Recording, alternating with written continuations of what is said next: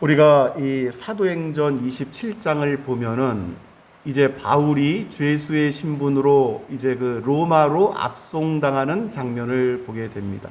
근데 그 가운데 이제 그 배에 그 유라굴로라는 그 큰 태풍을 만나게 되죠. 그래서 거의 배가 깨어지고 파손하게 되는 그러한 상황 가운데 놓이게 됩니다. 그런데 그러한 상황이 놓였을 때 아주 위급한, 아주 절대절명의 그러한 순간, 그 전날 밤에 하나님께서 여호와의 사자를 사도 바울에게 보내시죠. 그리고 사도 바울에게 이렇게 이야기를 전합니다. 사도행전 27장 24절 말씀을 보니까, 바울아 두려워하지 말라. 네가 가이사 앞에 서야 하겠고 또 하나님께서 너와 함께 항해하는 자를 다 네게 주셨다. 이렇게 말씀합니다. 할렐루야. 하나님께서 같이 항해하는, 그러니까 지금 이런 위급한 상황인데도 염려할 것 하나도 없다. 다만 이 배에 너와 함께 승선한 이 사람들을 내 손에 붙였다, 주셨다. 그렇게 말씀을 하시는 것이죠. 그리고 또한 이르기를, 사도 바울이 이런 어떤 정말 우리가 실제로 그 상황을 당하면 너무너무 무섭고 두렵고 이러한 상황일 거 아니겠어요? 막 비가 그냥 폭풍우에 그냥 말도 없이 흔들리는 이러한 상황인데, 그런데 그럼에도 불구하고 이런 고생하면서 가이사, 당시에 이제 로마의 황제죠, 이 가이사 앞에 서야 되는 이유를 이제 이야기를 하는데, 무언가 하니 이제 이렇게 말씀을 합니다. 네가 가이사 앞에 서야 하겠고, 이렇게 말씀하는 거예요. 가이사 앞에 서야 하겠고. 그러니까 로마 황제였던 당시 가이사 앞에 서야 하는데, 이 가이사 황제가 말씀을 듣든지 안 듣든지 하나님의 말씀이 이제 선포가 되는 거예요. 하나님의 말씀이 선포가 되는데, 그 말씀을 듣는 상대가 듣든지 안 듣든지 그 황제 앞에서 네가 말씀을 전해야 된다. 이런 말씀을 하는 것이죠. 그리고 당시 이제 그 언급됐던 가이사라는 존재가 우리 역사상 가장 우리가 잘 듣고 또 알고 있는 바로 네로 황제입니다. 네로 황제. 우리가 잘 알고 있지만 또 역사 속에서 많은 뭐 TV나 어떤 역사서 또 어떤 매스미디어를 통해서 우리가 많이 듣지만, 이 네로 황제는 당시 로마 제국을 15년 동안 통치했던 황제입니다. 15년 동안. 이 궁궐에는 정말 말로 다 할 수 없는 온갖 진귀한 것들로 다 장식돼 있고, 정말 뭐 먹을 것은 사방, 전 유럽에 걸쳐서 사방에서 진귀하다고 하는 음식들은 다 배불리 먹고, 제일 아름답다고 했던 미녀들은 황궁에 가득하고, 온갖 향락과 즐기는 모든 문화가 여기에 다 총 집결했다. 이제 이러한 이야기를 하죠. 역사가들에 의해서 발굴되고 그 당시에 전승됐던 것, 기록에 남아있던 것들을 다 종합해 보면, 그리고 당시 이제 사도였던 사도 바울, 사도 베드로가 누구의 손에서 이 순교를 하게 되면 바로 이 네로 황제의 손에서 순교를 하게 됩니다.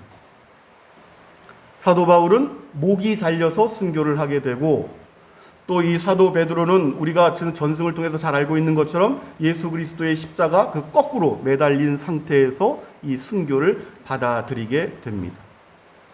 이 사도 바울이 이 순교를 했던 그 당시 어떤 상황이 전승에 의하면 이렇게 기록이 되어 있어요.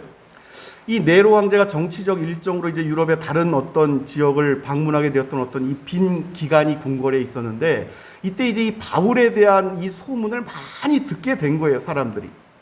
그래서 이 네로의 후궁 중에 한 명이었던 여인이 이 바울을 찾아갑니다. 감옥에 갇혀있다.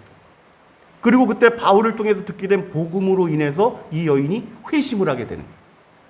그래서 네로가 돌아오기 전에 이 여인이 그 구중 궁궐, 정말 화려하고 모든 게 다 가득한 이 궁궐을 버리고 예수 그리스도의 공동체, 당시에 가장 미천하고 숨어서 고생고생 살아가면은 이 가장 당시에 이 아픔을 갖고 있던 이 연약했던 가난했던 그 공동체를 찾아 들어갑니다. 그리고 그들과 함께 그리스도인으로서의 삶을 살게 되는데, 네로가 돌아오니까 자신이 사랑했던 이 후궁이 바울에 의해서 그래 도망가 버린 거예요. 사도 바울이 네로 황제가 이제 분노해서 이 사도 바울의 목을 잘리는 그 명을 내리게 되었다는 전승이 있습니다.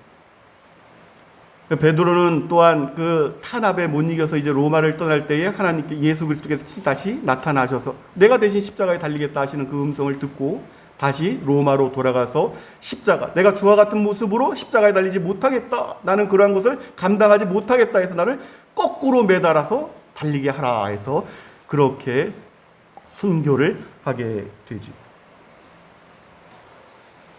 그 역사가 타키투스라는 유명한 사람이 있습니다. 이 타키투스가 그 기록하기를 당시에 이제 이 네로의 분노가 말로 닿을 수 없었다 그래요.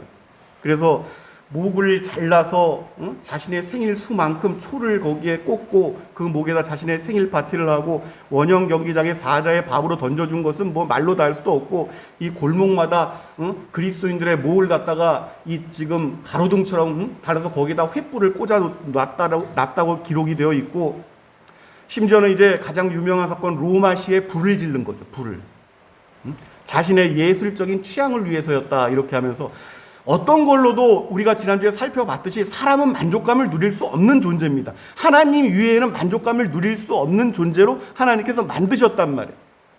그러니까 온갖 향락적인 것들로 다 채우고 온갖 것들로 다 누려보아도 만족할 수 없으니까 로마시에 불을 지르고 그 전체가 불타오르는 것을 보면서 시를 짓기도 하고,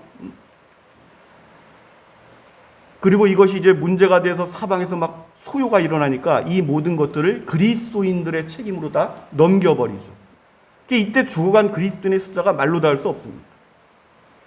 역사가 타키투스의 이 기록에 의한. 여러분, 네로 황제가 정말 말로 닿을 수 없을 만큼의 어떤 이 향락과 사치와 온갖 이 퇴폐적인 어떤 것들을 다 누렸다 그래요. 그런데 사람, 그 조그만 육신 하나를 만족할 수 없는 거예요.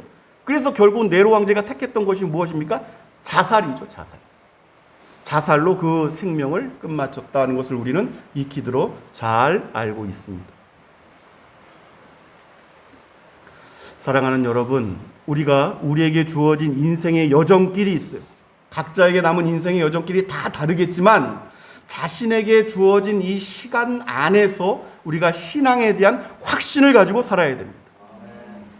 그래야지만 만족감을 누릴 수가 있는 것이고 그 안에서 평안을 누릴 수가 있는 것입니다. 이것은 역사 속에서 모든 그리스도인들의 공통된 증언이에요. 공통된 증언.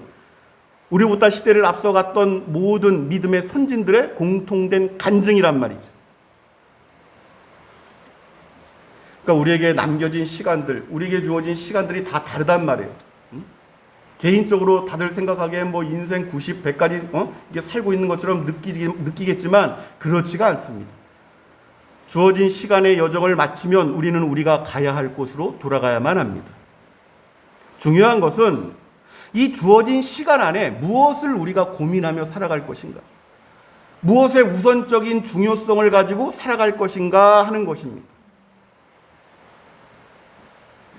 정작 고민해야 될 것들이 무엇이고 정작 고민하지 않아도 될 것들이 무엇인지 또 한번 분리를 해봐야 돼요.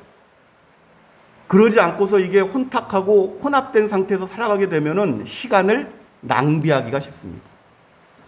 인생을 소진하기가 쉽단 말이에요. 쓸데없는 일들로. 또 우리가 지나간 일들을 한번 돌아보세요. 크고 작은 많은 대소사의 일들이 있었겠지만 그 당시에 정작 중요했던 것들은 간과하고 중요하지 않은 것들에 마음을 빼앗기고 노심초사했지만 결국 지나고 나니까 아무것도 아니었던 일들이 사실은 많이 있습니다. 여러분, 많이 있습니다.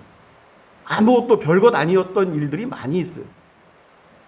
그런데 안타깝게도 정말 중요했던 순간이 있습니다. 정말 중요하게 선택해야 됐던 순간들이 있는데 그럼에도 불구하고 다른 것들을 선택함으로 인해서 인생의 많은 것들이 얽히고 설키고 했던 일들도 또한 우리가 알 수가 있죠. 오늘 하나님께서 우리에게 주신 말씀을 보니까 제자들에게 바로 이러한 상황이 나타나고 있다 하는 것이죠. 다르게 얘기하면 정말 중요한 문제는 둔감하고 중요하지 않은 문제에 대해서 수근수근 의논하고 이런 문제가 오늘 나타나고 있는 것이다. 예수님께서 이에 대해서 말씀하시는 것은 고민하지 말아야 될 것들에 대해서 고민하지 말라 하시는 말씀입니다. 오늘 주신 말씀. 우리가 잘 알고 있다시피 가장 본질적인 것들은 영적으로 분별해야만 됩니다. 소경이 눈을 뜨지 못하면은 뭐가 뭔지 알 수가 없어요. 듣는 것만으로는 한계가 있습니다. 자신이 직접 보고 눈앞에 보고 확신해야지만 분별할 수 있는 것들이 있다 하는 것이죠. 눈을 뜨고 보아야 할 것들은 영적인 영역의 부분들이 굉장히 많이 있습니다. 그러니까 세상에 속한 어떤 이 눈으로 바라봤을 때는 사실은 영적으로는 아무것도 아닌 일들인데 세상의 눈으로 바라봤을 때는 그것이 마음을 빼앗기도록 되어 있습니다. 이 땅이 그래요. 이 땅이 온전하지 못하기 때문에 오염됐기 때문에 육적인 시각을 가지고 바라보면은 자꾸 마음이 끌리고 빼앗기고 이런 일들이 많이 있단 말이죠. 영적으로 바라보면은 눈길조차 주지 않아야 될 부분들이 있는데 그럼에도 불구하고 육적으로 바라보니까 마음이 끌리는 것입니다. 세월을 많이 소진해버리게 되어 있다.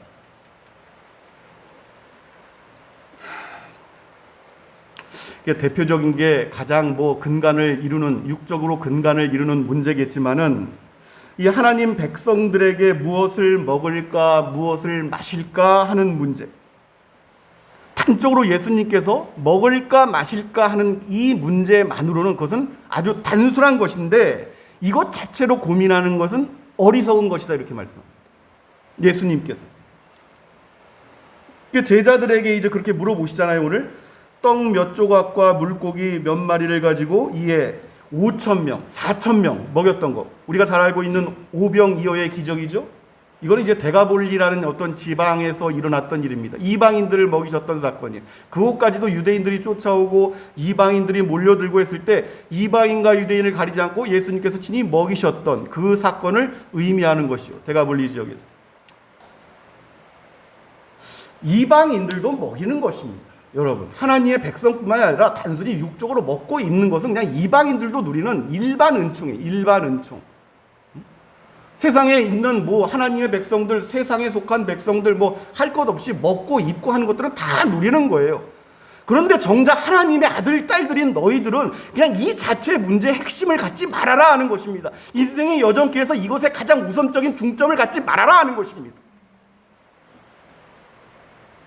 이런 것들의 인생 전체의 시간을 소비하지 말아라 하는 것입니다.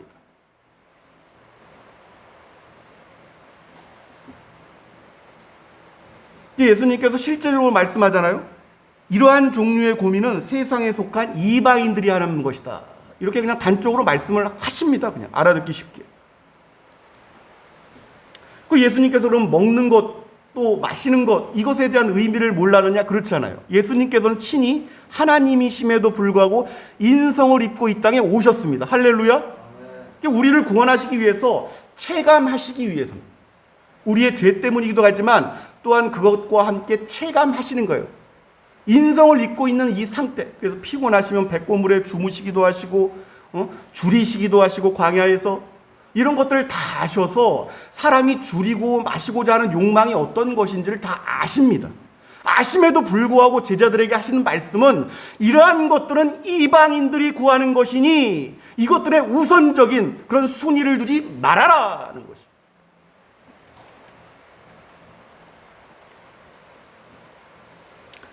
그래서 믿음을 갖고 있다면 너희가 하나님을 너희가 친부로 생각한다면 이런 어떤 이 전제가 따르는 것이죠.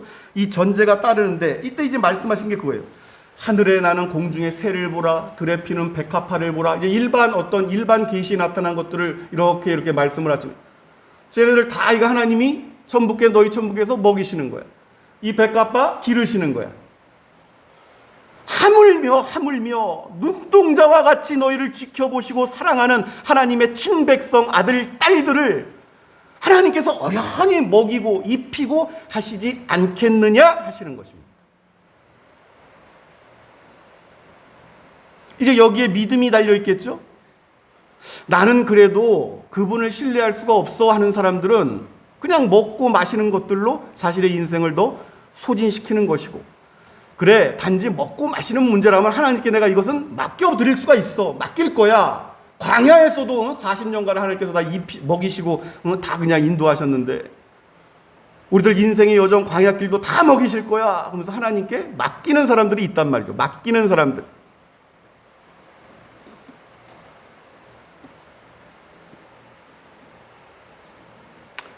그러니까 단순히 우리가 구해야 될 것들이 있습니다.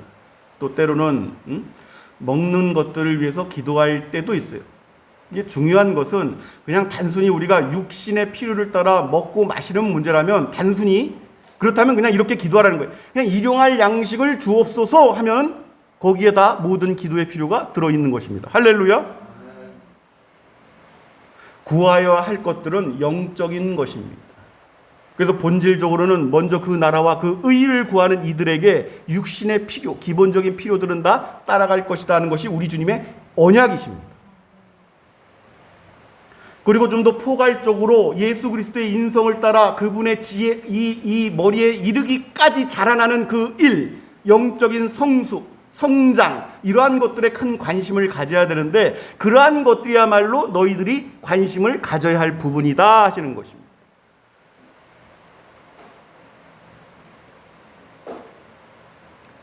그래서 정말로 필요한 것들, 믿음의 아들, 딸들이 필요한 것들, 그러니까 믿음의 영역들을 돌아보라. 그러한 것들을 돌아볼 시간에 믿음의 영역들, 또 고귀하고 하늘에 속한 신령한 일들을 우선적으로 돌아보라. 이렇게 말씀하시는 것입니다. 오늘 주신 말씀을 보면 하나님께서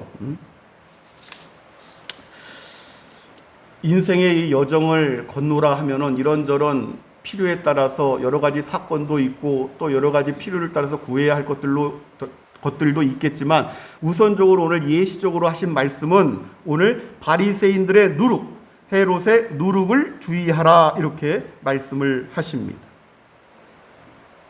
그러니까 정말 믿음이 있는 하나님의 아들, 딸들, 정말 믿음을 소유한 사람들, 이 사람들을 이 세상이 한시적으로 다스리는 공중권세 잡은 자들이 한시적으로 다스리는 이 땅에서 하나님의 아들, 딸들을 거꾸로 뜨리고 넘어뜨리고 하는 것은 실질적으로는 먹고 마시는 것들이 아니다. 실질적으로 하나님의 아들, 딸들을 넘어뜨리고 무너뜨리게 하는 것은 바로 바리새인과 헤롯의 누룩이다. 이렇게 말씀을 하시는 것이죠.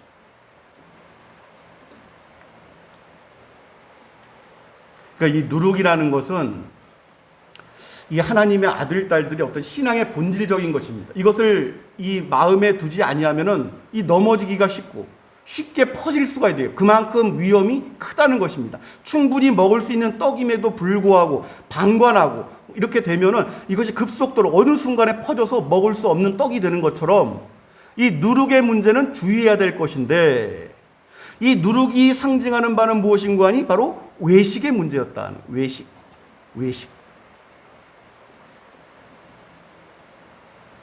늘 인생의 여정께서 주의해서 살피지 않으면 언제든 영혼 가운데 해악으로 급속하게 퍼질 수 있는 것. 이것이 바로 오늘 바리새인의 누룩, 헤롯의 누룩이었다 말씀하시는 것이죠. 외식은 여러분 겉과 속이 다르게 나타나는 것입니다. 영적인 어떤 부분은 그렇지 않은데 겉으로는 다른 어떤 영적인 것을 가지고 있느냐, 그것을 드러내고 보이고 하는, 이것은 많은 사람들이 속아 넘어갈 수도 있어요. 그러나 마음의 중심을 보시는 하나님은 절대로 속일 수가 없는 것이죠. 이게 하나님께서 가증하게 여기시는 것입니다. 가증하게 여기시는 것. 그러니까 속과 겉이 다르게 나타나는 어떤 삶을 살아가는 이 사람들은 이제 영적인 사람이 아니라 육에 속한 사람들의 특징인 것이죠. 육에 속한 특징. 이게 외식이라는 것은 꼭 영적인 어떤 것들에서만 나타나는 게 아니라 이 외식의 형식은 이 육과 혼에 다 있습니다. 이 세상에 속한 어떤 이들, 존재들, 세상에 속한 존재들은 어차피 영적인 세계는 볼 수도 없고 들을 수도 없고 깨달을 수도 없기 때문에 이 육적인 외식에 치중할 수밖에 없는 거예요.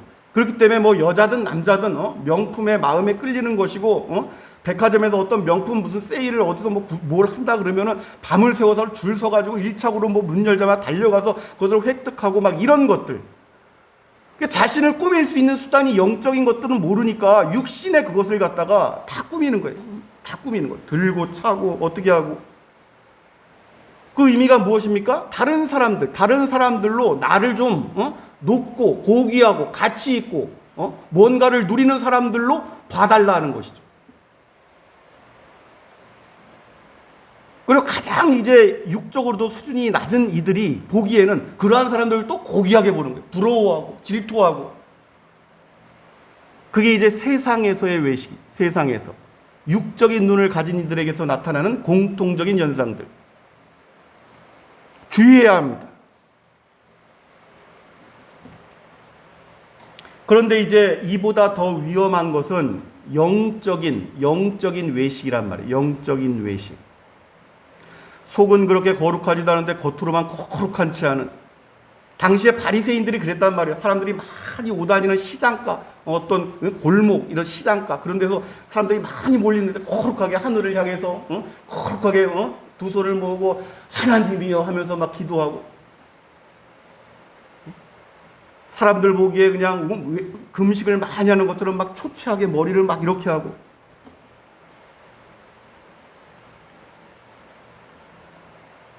그러니까 이 육적으로 드러나는 어떤 이 외식의 가장 상징적인 것은 헤롯의 이 누룩입니다. 헤롯의 누룩. 그래서 육과 영의 어떤 외식이 같이 나와 있는 거예요. 바리새인의 누룩과 헤롯의 누룩을 오늘 같이 언급하시는 이유가 여기에 있습니다. 헤롯의 누룩이라는 것은 우리가 정치인들 사이에서도 많이 흔하게 보는 거예요. 그냥 매스미디어를 통해서. 헛된 영광을 구하는 것. 하나님의 자리를 자신이 차지해서 자신이 영광을 받으려는 그러한 모습들. 존귀함을 얻으려는 것. 명성을 얻으려는 것. 주목받으려는 것.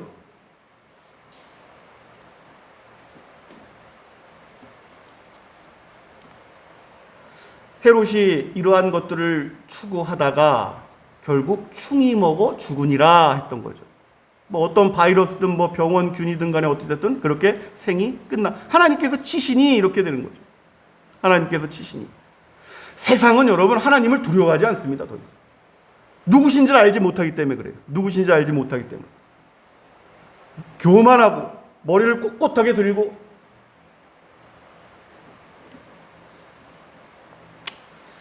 사랑하는 여러분, 이 시대는 온갖 썩을 것들이 썩지 아니할 것으로 가장하여 이 영광을 얻는 그러한 시대를 살아가고 있습니다. 이러한 누룩이 지금 사회 곳곳에 영역을 가리지 않고 급속하게 퍼져가고 있는 중입니다. 지혜 있는 자들은 이러한 누룩을 경계해야 될 줄로 믿습니다.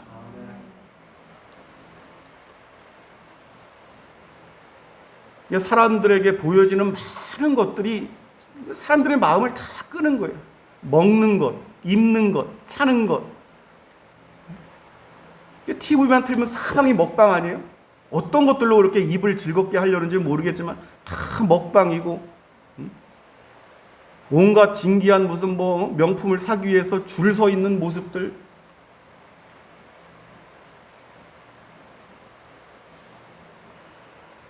이것이 이제 주님께서 말씀하신 말세 지말에 나타나는 가장 큰 특징 가운데 하나입니다. 마지막 시대 우리 주님께서 오실 때에 내가 믿음을 보겠느냐 말씀하셨어요.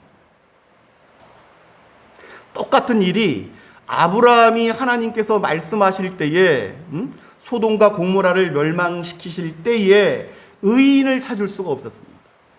의인 50, 의인 30을 구할 수가 없었어요. 찾아볼 수가 없었어요. 멸망을 당하는 것입니다. 사랑하는 여러분, 많이 혼탁하고 갈수록 이러한 일들, 이러한 현상은 영적으로 육적으로 더 심해져 갈 것입니다. 그렇지만 이 마지막 시대에 우리 그리스도인들이 더욱 삼가고 경계하고 깨어서 살아가는 은혜가 우리와 함께 하시기를 우리 주 예수 그리스도의 이름으로 축원합니다.